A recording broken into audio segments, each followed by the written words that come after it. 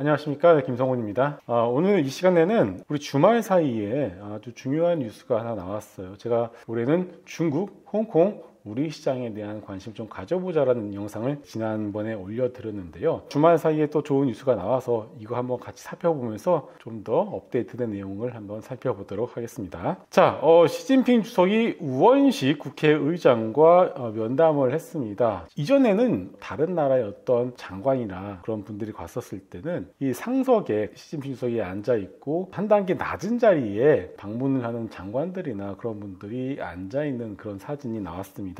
어떻게 보면 시 주석과 이렇게 우원식 국회의장이 나란히 이렇게 앉아있는 어떤 이런 사진 자체가 공개됐다는 것이 정말 저는 깜짝 놀랐거든요. 이것 자체가 중국이 우리나라랑 정말 친하게 지내겠다, 혹은 경제를 발전시키기 위해서 끝없는 노력을 하고 있구나라는 것을 다시 한번 느낄 수가 있었습니다. 자, 이 그림 제가 지난번에 한번 보여드렸었던 그림입니다. 국가별로 경기 사이클에 대한 전망을 이제 보여주고 있는데, 보시면은 미국은 어떻죠? 고점을 찍고 이제 살짝 좀 꺾일 것 같다라는 어떤 전망을 하고 있고요. 유로존의 경우에는 이제는 저점을 찍고 올라갈 수도 있겠습니다만 일단은 바닥 근접에 있는 상황이죠. 자, 여기 보시면은 중국이 이제는 회복하는 초입이다라고 볼 수가 있을 것 같아요. 중국 공산당의 의지와 어떤 경기 사이클 이런 것들 놓고 봤을 때도 올해는 정말 중국권 공시장에 대한 관심이 정말 필요할 것 같습니다. 자, 이런 생각을 비단 저만 하는 건 아닌 것 같아요. 보시는 것처럼 VIP 자산 운용에서 올해 투자 아이디어에 대해서 공유를 했는데요. K뷰티, K관광, K푸드 등등이 있고요. 그리고 턴어라운드의 관점에서 K팝과 중국 소비에 대한 것을 키워드로 잡았습니다. 작년 11월 초에 갑작스럽게 우리나라 국민들을 대상으로 해서 한시적이지만은 무비자 정책을 실시를 했었습니다. 우리나라 국민들이 쉽게 중국을 방문할 수가 있다는 뜻이겠죠. 우리가 너네들로 하여금 비자 면제를 발표했으니까 너네도 똑같이 상호 비자 면제를 하라라는 뜻이라고 좀 봐야 될 것 같아요. 그래서 이번에도 우원식 국회의장과 면담을 통해서 이런 부분들이 조금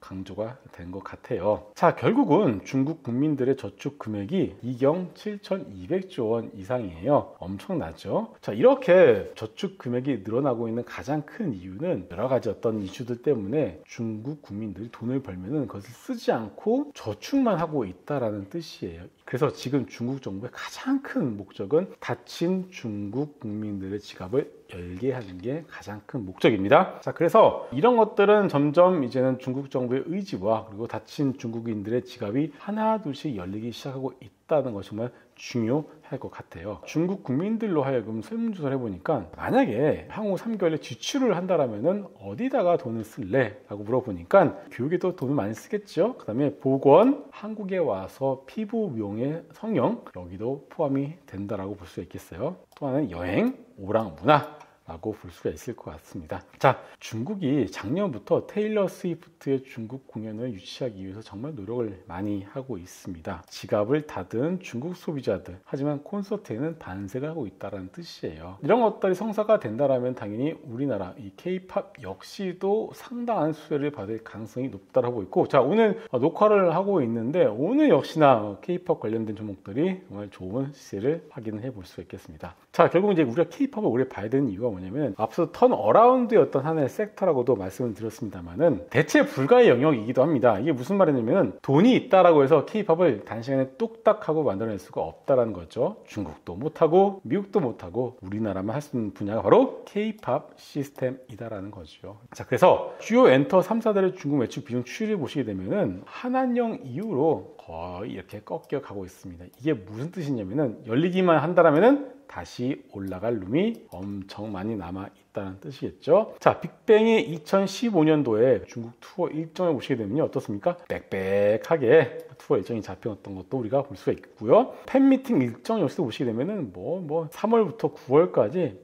빽빽하게 잡혀 있는 것도 우리가 볼 수가 있습니다. YG 엔터도 마찬가지예요. 자, 중국 매출 추이를 보시게 되면은 한한령 이전에는 엄청나게 매출이 나왔었는데 한한령 이후부터는 뚝 떨어졌죠. 그 다음부터는 이제는 다시금 서서히 늘어날 가능성이 점점 높다라고 봐야 될 것 같습니다. 굿즈 매출 역시도 우리가 큰 기대를 해볼 수가 있을 것 같습니다. 자, 그리고 콘서트에 대한 어떤 관람 횟수가 점점 늘어날 수밖에 없는데, 역시나 점점 2023년 대비해서 2024년도 보시게 되면 확실히 늘어나고 있는 것을 볼 수가 있을 것 같습니다. 자, 그래서 여러 가지 종목도 있습니다. 하이브도 있고요, YG도 있고, JYP도 있고, SM도 있는데요. 자, 오늘 녹화를 하고 있는 이 시간 지금 한 4시 정도 넘어갔는데, SM 엔터테인먼트가 실적을 발표했고 어닝 서프라이즈를 발표했습니다. 시간에서 4% 올라가고 있는 상황인데, 역시나 오늘 장중에 SM 엔터테인먼트 주가가 제일 셌어요. 다 알고 있었다는 뜻이겠죠. 그래서 이게 SM이 이런 실적을 발표를 했으면은 이 향후 실적을 발표한